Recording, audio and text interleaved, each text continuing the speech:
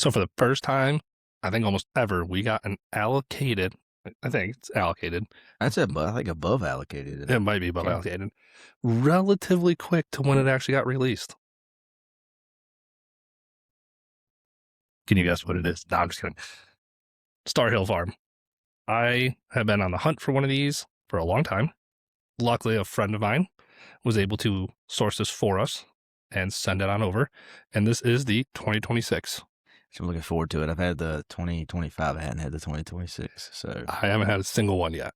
This is going to be and we're going into it not knowing it. So let's see. Right. So this one is a 27% wheat, 62% malted wheat, and an 11% malted barley. I'm coming in at a 116.4 proof. Is there an age thing? I don't know. It's dark. It is really dark.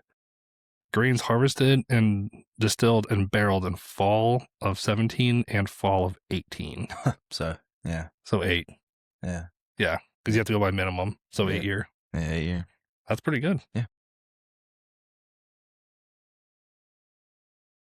All right, we're busting out the big boy. I'm not fighting with it. He's learned from past episodes of me embarrassing myself that now we just kind of take the easy route. But and just to save the integrity of the really cool label. Yeah, I do like that how there is different from anything else that they put out. So I wonder. I know the history a little bit about it, how they kind of replicated what it originally was with Star Hill Farms. But what I wonder is did they actually replicate the bottle also? For those that don't know, where is it from? Maker's Mark. Correct. Actually, well, Star Hill Farms is the original Maker's Mark, so it's the original one. Very correct. The annual release marries 2 mash bills, one of wheat and malted barley, and the other one 100% malted wheat. So that's how they got the 62% malted wheat, because it got brought down with the 2 mash bills. Mm-hmm. It's the ultimate reconnection of whiskey, maker, and land. Yeah, which I wish I didn't know we were doing this when he surprised me with this one when I come here and got here. So, but I would like to figure out after the fact of where it's aged. I don't know if it is aged in the cellar or if it's aged in a different rick house. Yeah, I'm sure we can look that up throughout. Yeah. So it says locally sourced annual release. All right, let's do this. We're going to bust out the keyboard here while we let it take a couple minutes. Well, they narrowed it down to 1,100 acres. Yeah, Jesus. Yeah, narrowed it down. Where's it aged? Within 1,100 acres farm. That's what it says. Yep. Oh, yeah, that's fucking helpful. Well, I mean, I just was wondering if it was aged in the cellar, or if it was aged similarly in the rick houses that were right near the right where the actual distillery is. That's what I was wondering. I was like 7, 8 year. What you said? Yeah. I said 8 year. Well, 7, because 17 and 6, yeah, 26, so that'd be 9. It's coming up. Yeah. But you gotta think, yeah, because they bottled it and everything. So yeah. It's been out for a little while now. Yeah, we're looking at from date, not from day of bottling. So there is that. Yeah. But close enough. It still is this year release. Yeah, it's still the 2026 release. Yeah. But it doesn't mean they didn't bottle at the end of 25. Nature as the baker. Oh, it's certified by the Estate Whiskey Alliance. Because that means something to somebody. Not to me. Because I don't give a shit. I mean, I should. Because it's certified. That means, like, transparency thing. Yeah. So as we're letting this kind of just air out for a couple minutes while we wait here, we have pulled up the Maker's Mark website. And we have that this has soft red winter wheat, which gives a rich sweetness with cinnamon and fig notes. A hard white wheat, a silky texture with vibrant complexity, and heirloom hard red for fruity brightness with lingering spice. Sounds really good. So I like how if you go to their website, you can get the entire breakdown, except for you can't figure out which rick house is aged in, because that's what started the whole thing. It was trying to figure out where it was aged. Yeah. I just had one question, and it does not say. But it does narrow it down to within 1,100 acres of the distilleries. For all we know, the barrels could take up 4 acres. No, I mean that's kind of good to know. It would be nice to know the rick house, just because I like to learn those Yeah, things, that's what but I it like. doesn't Yeah. really change much. But knowing the wheat that's there and then what to expect from it, also I appreciate more, if I'm being honest. It's a beautiful write up too. Like, I mean, it's very well, it's well written and very broke down the entire way, because you have like what's this, and this, including the awards, when the awards were, and everything. So the Baker's Mark is one of those flagship distilleries, and they're putting out stuff even for their websites. So if you're Right. into that kind of stuff, like kind of we are, like going here and reading the stuff on it, that they're a very good website to look into. The first release of Star Hill Farms whiskey was bright, approachable, and straightforward. This year we've dialed up the complexity. Dr. Blake Layfield, master distiller at Maker's Mark. So definitely, I like it.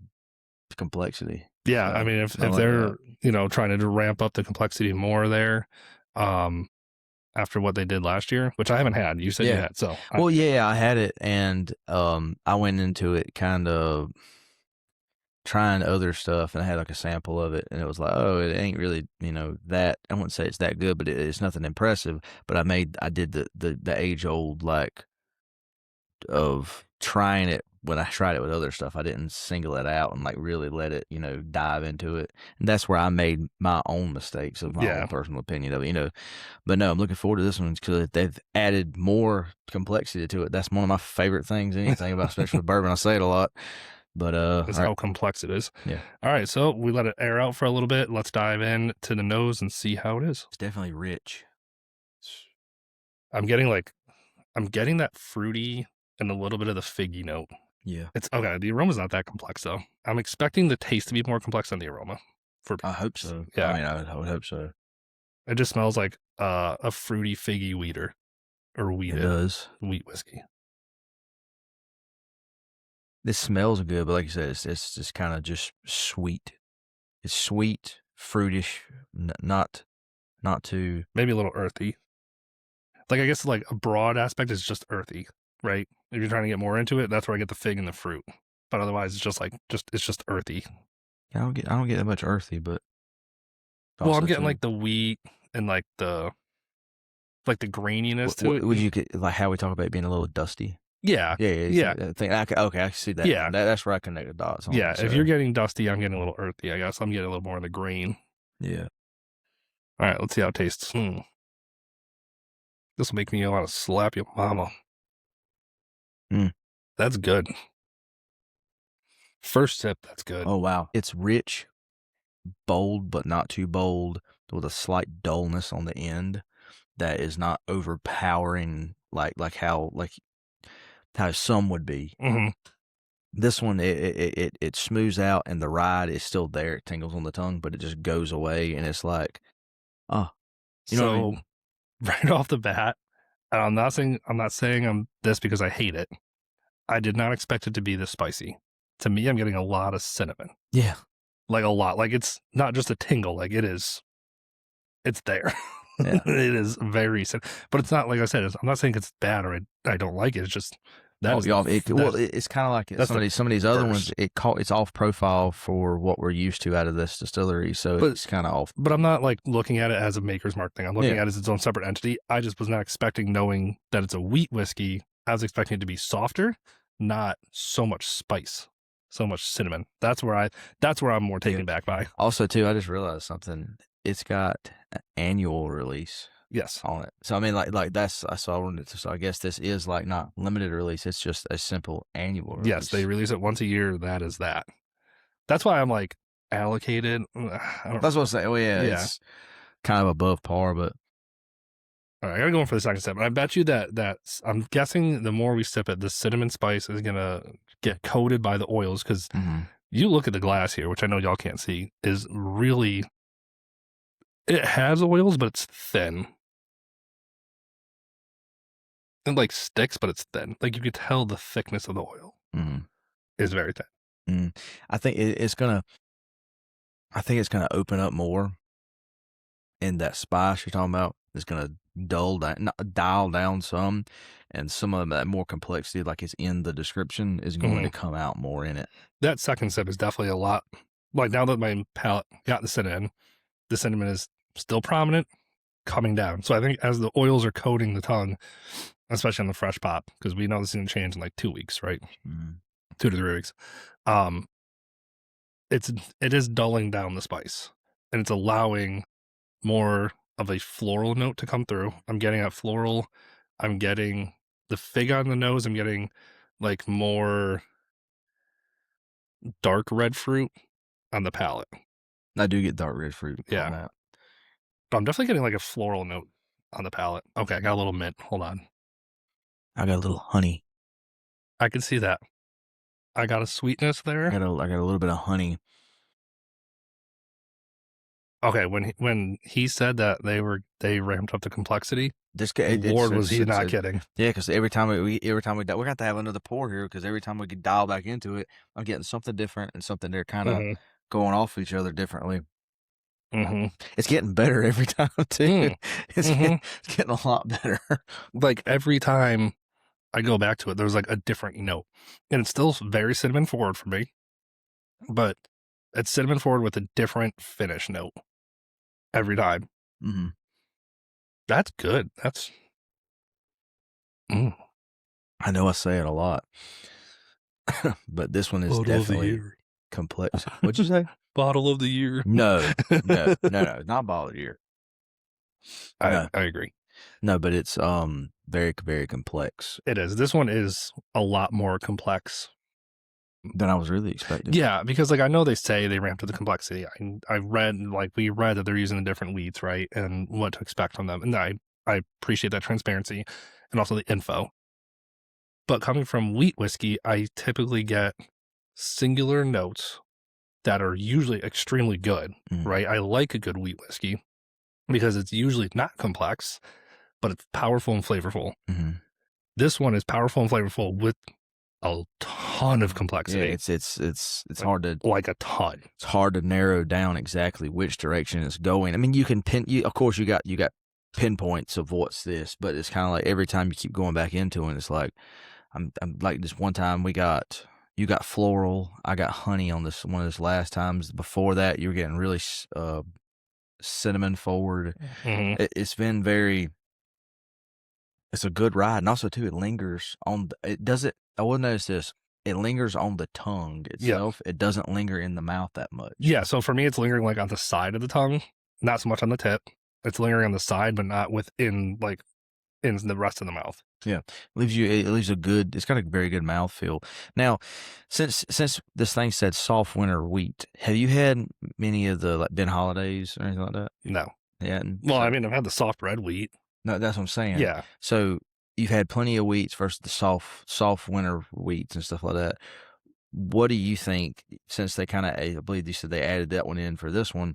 What do you think? What is your opinion of it? I think I know where this direction is going, but I still want to ask it for anybody that's watching. Do you think adding that soft winter red wheat to the wheater actually brought out something different in it? For people that are better at this than us, yes. For me, I guess it's so cinnamon forward right now. I'm going to say no, but in 2 weeks, you can change my mind. Okay. What I'm saying is because of them adding those different grains, different profiles that are there. Do you think that maybe they might have pivoted too far forward? Where no, I think adding a soft red wheat if they didn't do it in the last one because I didn't look at the last year's mash. Which also too, I don't know that either but I was just reading it as it is, and that was kind of one of the things that popped up when it said it was complex, and they added this year. So yeah, we're going off. We may be completely wrong, but yeah, no, I think for people that know. Like, because we're still just amateurs doing this for fun. Yeah. I think people that do this more for like competition and judging could probably pick up on the soft wheat profiles more than we can. But like I said, when it changes after being opened a little bit, I think maybe I will be like, oh, I can tell the difference then. I think right off the rip, yeah, I wouldn't. I don't think I know. Yeah. Well, I'm just wondering what your opinion was of it, because like I said, even like we don't know anything, but us just me asking him what his opinion of it is, because I personally like them. I'm liking them a lot better than the regular wheat stuff that I've had and been having, just because of my profile. I like the darkness, the richness and stuff across the board, whether it be a bourbon, a rye, or anything like that. So Yeah. this one, I like it, Because but it's so dang dark. I can see where you're saying what you're saying is where it could be a little bit overpowering up front to begin with, and but I really think it's gonna dull down a little bit, but then open up more with that. Yeah, I think like the floral, the fig, the dark red fruits, I think those are going to shine through once this gets a little bit of air, once it's been open for a couple weeks.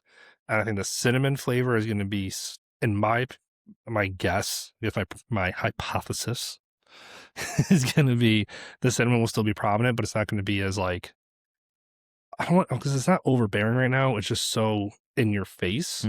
I think it'll be the number one flavor, but not so overpowering. Yeah. I think that's it. Yeah. But so I think it's definitely a right pour. Especially if you can get an MSRP. If you can still find one, I mean, like I think this year they went up in price. I think they went up to 120, or no, maybe 140 or something like that. The website. Oh, I'm just going off of the website earlier was 100, but I don't know if that they may have went up since then. But yeah, but yeah, no. Now, so that being said, do you for MSRP $100? I think it's but I wouldn't buy back up. You wouldn't buy back up? No, I wouldn't buy back up. Okay. Mainly, I just don't like buying backups. They're that expensive, and that's just. There ain't nothing wrong with that too. I mean, that's just. I've met plenty that actually does, and they buy 3 bottles. I'm like, I can't afford that. Yeah, like I bought a backup of our bundles that we're gonna do in a different video later down the road, but that was worth it. Yeah, that's like, different. It's all how you value it. I don't necessarily. Great one. I think everyone should have this on their shelf this year if they can find it. Especially, we'll say it especially for under 175. Yeah, I think everyone should have it. Also, but it's definitely this different. It's complex. It's a good right pour. Especially if you're trying to round out a Maker's Mark collection. Yes, yeah. If you're, that's one thing. If you like Maker's Mark, if you like their special releases, you like all their other stuff, you got to have this bottle. Yeah, like I think you have to have it if you're trying to round out your Maker's Mark selection. But I definitely think it's something that everyone should have.